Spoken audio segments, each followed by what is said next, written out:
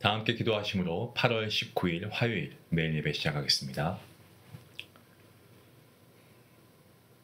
거룩하신 하나님, 오늘도 진리의 그리고 살아있는 하나님 말씀 앞에 저희를 불러주시니 감사합니다.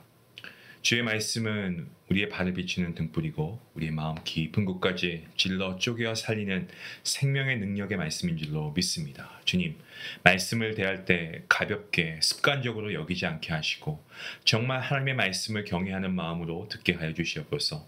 성령 하나님, 우리의 귀를 열어주시옵소서. 말씀의 진리가 우리의 마음 깊은 곳에 뿌리내리게 하여 주시옵소서.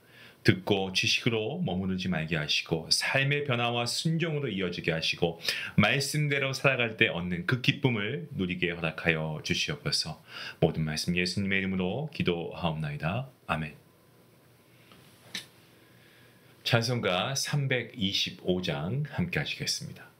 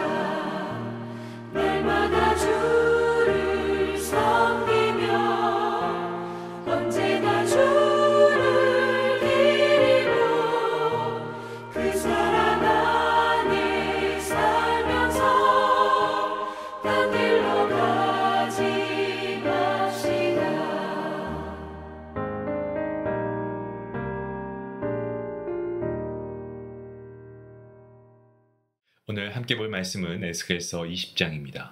1절부터 9절까지의 말씀 되겠습니다. 우리 평소와 같이 함께 말씀을 한 목소리로 읽도록 하겠습니다. 일곱째 해 다섯째 달 열째 날에 이스라엘 장로 여러 사람이 여호와께 물으려고 와서 내 앞에 앉으니 여호와의 말씀이 내게 임하여 이르시되 인자야 이스라엘 장로들에게 말하여 이를 것이라. 주 여호와께서 이렇게 말씀하셨느니라. 너희가 내게 묻기 위해 왔느냐? 내가 나의 목숨을 걸고 맹세하거니와 너희가 내게 묻기를 내가 용납하지 아니하리라. 주 여호와의 말씀이니라. 인자야 내가 그들을 심판하려고 하느냐? 내가 그들을 심판하려느냐? 너는 그들에게 그들의 조상들의 가증한 일을 알게 하여 이를 것이다. 주 여호와께서 이같이 말씀하셨느니라. 옛날에 내가 이스라엘을 택하고 야곱 집의 후예를 향하여 내 손을 들어 맹세하고 애굽 땅에서 그들에게 나타나 맹세하여 이르기를 나는 여호와 너희 하나님이라 하였노라. 그 날에 내가 내 손을 들어 그들에게 맹세하기를 애굽 땅에서 인도하여 내어 그들을 위하여 찾아 두었던 땅 곧 젖과 꿀이 흐르는 땅이요 모든 땅 중에 아름다운 곳에 이르게 하리라 하고 또 그들에게 이르기를 너희는 눈을 끄는 바 가증한 것을 각기 버리고 애굽의 우상들로 말미암아 스스로 더럽히지 말라. 나는 여호와 너희 하나님이니라 하였으나 그들이 내게 반역하여 내 말을 즐겨 듣지 아니하고 그들의 눈을 끄는 바 가증한 것을 각기 버리지 아니하며 애굽의 우상들을 떠나지 아니하므로 내가 말하기를 내가 애굽 땅에서 그들에게 나의 분노를 쏟으며 그들에게 진노를 이루리라 하였노라. 그러나 내가 그들이 거주하는 이방인의 눈앞에서 그들에게 나타나 그들을 애굽 땅에서 인도하여 내었나니 이는 내 이름을 위함이라. 내 이름을 그 이방인의 눈앞에서 더럽히지 아니하려고 행하였습니다. 아멘. 아멘. 장로들이 일곱째 해 다섯째 달 열째 날에 에스겔에게 찾아옵니다. 자, 일곱째 해는 여호야긴이 포로로 붙잡혀 온 날을 기점으로 해서 7년 후를 가리킵니다. 그러니까 주전 591년 8월 달입니다. 앞서 8장, 9장, 10장, 11장에 나온 이 성전의 환상을 본 이후로 11개월이 지난 시점이라고 생각하시면 됩니다. 당시 유다의 시드기야는 자신을 왕으로 옹립한 이 바벨로니아를 등지고요. 그 이집트 정책을 펼치려고 할 때였습니다. 장로들이 에스겔을 찾아온 이유가 이 본문에 명시적으로 드러나 있지는 않습니다. 하지만 이 에스겔에게 하신 말씀을 미루어 볼 때 하나님의 뜻을 알기 위해 찾아온 것 같다라는 그런 해석이 지배적입니다. 본문 3절 말씀을 보시면요. 하나님께서는 찾아온 장로들을 어떻게 하십니까? 반기시지 않죠.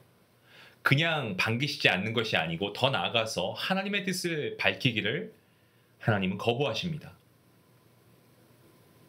이들이 백성의 대표로서 하나님을 제대로 섬기지 않았을 뿐만 아니고 비밀스럽게 오늘 말씀을 보니까 어떻습니까? 우상을 숭배하던 사람들이었기 때문에 하나님께서 그리 하신 겁니다. 우상을 섬기면서도 주의 백성의 대표라는 타이틀을 가지고 선지자를 찾아온 이들, 하나님이 싫어하시는 것은 어찌 보면 당연지사 아니겠습니까? 하나님께서는 자기 백성들의 마음이 온전히 하나님 자신에게 맞닿아 있기를 원하시는 분이십니다. 두 마음으로 나뉘어져서 그중 한 마음만 하나님을 향하는 것을 하나님 원치 않으시죠. 하나님과 하나님의 백성들의 관계를 흔히 이 결혼 관계에 비유하곤 합니다. 여러분, 결혼이 무엇입니까?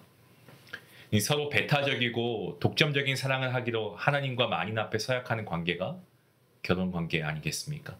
배우자만 바라보고 사랑해야 합니다. 그럼에도 불구하고 배우자를 사랑한다고 하면서도 눈을 다른 데 돌려서 다른 이성과 사랑을 나누는 사람의 모습, 결코 정상적이지 않죠.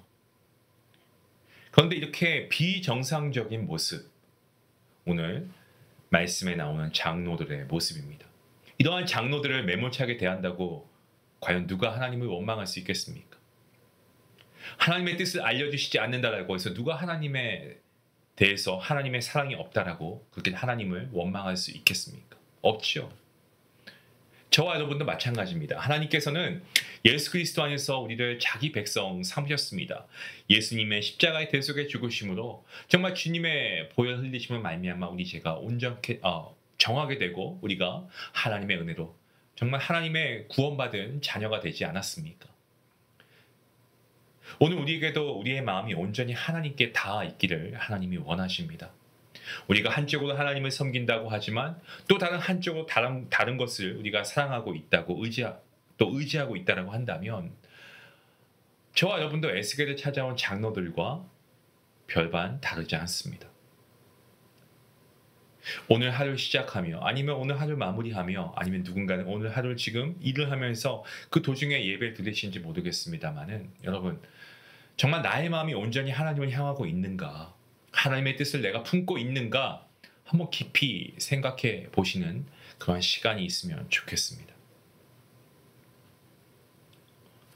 오늘 본문 5절부터 9절까지의 말씀을 보시면 이집트 시절에 하나님에 대해서 말씀하고 있죠. 이스라엘 백성들의 배신, 그 역사가 결코 짧다고 볼 수 없습니다.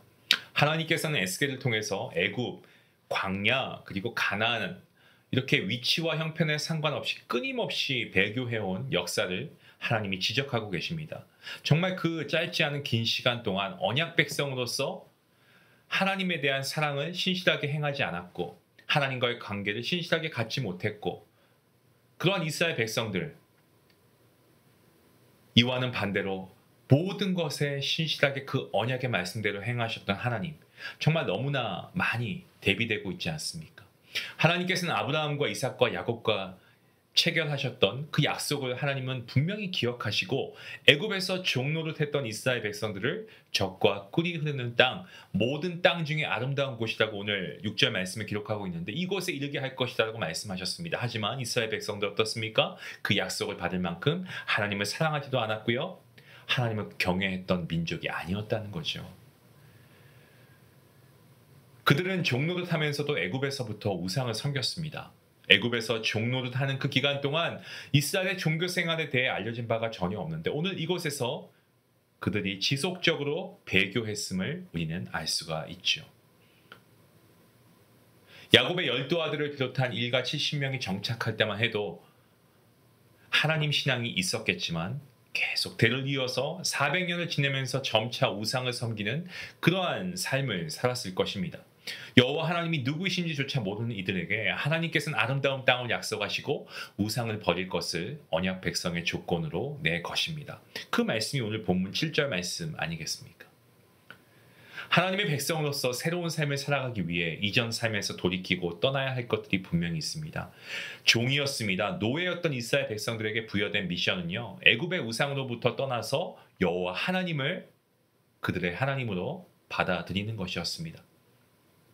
하지만 이스라엘 백성들 어떻습니까? 우상 숭배를 멈추지 않았습니다. 하나님께서는 애굽 땅에서 그들에게 분노를 쏟으려고 하셨습니다만은 결국 애굽 땅에서 인도하셨죠. 하나님께 구원해 달라고 애걸 복권한 것도 아니고 여전히 우상 숭배를 멈추지 않는 이스라엘 백성들 그들을 하나님께서는 구원해 내셨습니다. 그 이유가 대단히 중요합니다. 오늘 본문에 나오고 있습니다. 바로 하나님의 이름을 위해서입니다. 오늘 읽은 본문에 비슷한 표현이 계속 나오고 있죠. 14절 말씀에 내 이름을 위하여 달리 행하였었나니 그리고 내 이름을 더럽히지 아니하려. 오늘 본문 아닙니다. 내일 본문이죠. 예. 하나님께서는 아브라함에게 400년이 지나면 그의 후손들을 가나안 땅으로 인도할 것이라고 약속해 주셨습니다. 그 약속을 신실하게 이루셔야 하나님이시죠. 그리고 하나님은 그렇게 하셨고요. 만약에 이스라엘 백성들을 구원하시지 않는다면 세상은 하나님을 약속을 지키시지 않는 믿을만 하지 못한 그러한 신으로 그냥 그렇게 낙인 찍을 것입니다. 하지만 하나님은 그 약속을 이루어내셨습니다. 구원하셨습니다. 하나님은 하나님의 이름의 영광을 위해서 스스로의 말씀을 끝까지 지키시고 이루시는 열심이 있습니다. 오늘 우리도 이 열심 때문에 주님의 이름을 부를 수 있게 되었습니다. 여러분 생각해 보시면 우리가 주님을 찾고 구원해 달라고 요청해서 얻은 구원이 아니지 않습니까? 그렇죠? 여호와 하나님이 누구인지조차 모르는 이스라엘에게 먼저 다가와서 구원해 주셨던 것처럼 우리가 죄인이었을 때 우리를 먼저 찾아오셔서 구원해 주신 분 누구이십니까? 바로 우리 하나님이신 줄로 믿습니다. 사랑하는 성도 여러분, 하나님의 은혜와 하나님의 오래 참으심, 하나님의 이름의 영광을 위한 열심이 없었다면 오늘 여기 지금 말씀을 전하고 있는 저부터도 이곳에 있을 수 없다라고 저는 장담합니다. 때문에 얼마나 감사한지 모릅니다. 여러분은 어떻습니까? 우리의 삶이 하나님의 이름과 관련되어 있음을 우리가 알고 우리가 조금 더 우리가 거룩한 이 성화의 삶을 우리가 살아갈 수 있도록 애써야 하겠습니다. 우리가 감당해야 할 삶의 양태는 다양할 수 있습니다만은 늘 하나님의 말씀을 우리가 새겨듣고 건강한 천국 시민으로 주어진 길을 걸어가야 할 줄로 믿습니다. 자기 욕망을 추구하고 저마다의 우상을 섬기는 그런 세상 가운데에서 하나님 나라의 누룩으로 세상을 변화시키는 발걸음, 오늘 우리가 걸어가야 할 그 걸음이 되어야 하는 것입니다. 미미한 존재라고 해도 삼킨 바 되지 않고 오히려 세상을 변화시키는 누룩으로서의 삶을 살아가는 저와 여러분의 삶이 될 수 있기를 주님의 이름으로 축원합니다. 기도하시겠습니다.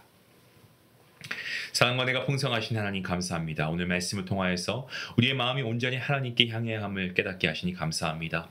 그렇습니다. 우리가 정말 표면적으로 겉으로 보기에 주님을 찾는 듯하지만 속으로 세상의 것을 의지했던 우리의 두 마음을 주님께 내어놓고 회개합니다. 주여 용서하여 주시옵소서. 이스라엘을 애굽에서 구원하신 하나님의 신실하심과 하나님의 이름의 영광을 위하여 끝까지 약속을 지키신 하나님의 열심을 기억하게 하여 주시길 원합니다. 우리가 죄인 되었을 때에 먼저 우리에게 찾아와 주시고 구원하신 주님의 은혜를 잊지 않게 하시고 오늘 하루도 하나님의 이름을 영화롭게 하는 거룩한 성도의 삶을 살아가게 허락하여 주시옵소서. 세상 가운데 정말 누룩처럼 작지만 변화를 일으킬 수 있는 주님의 복음의 도구가 되게 허락하여 주시옵소서. 이러한 말과 이러한 행동을 살아내는 주님의 향기를 발할 수 있는 주의 자녀가 되게 허락하여 주시길 간절히 바라옵고 이 모든 말씀 예수님의 이름으로 기도하옵나이다. 아멘. 그 말씀을 생각하시면서 오늘 하루 내 마음속에 하나님보다 더 의지하는 작은 우상이 없었는지 한번 점검해 보시고 그것을 내려놓을 수 있는 결단을 하실 수 있길 바랍니다.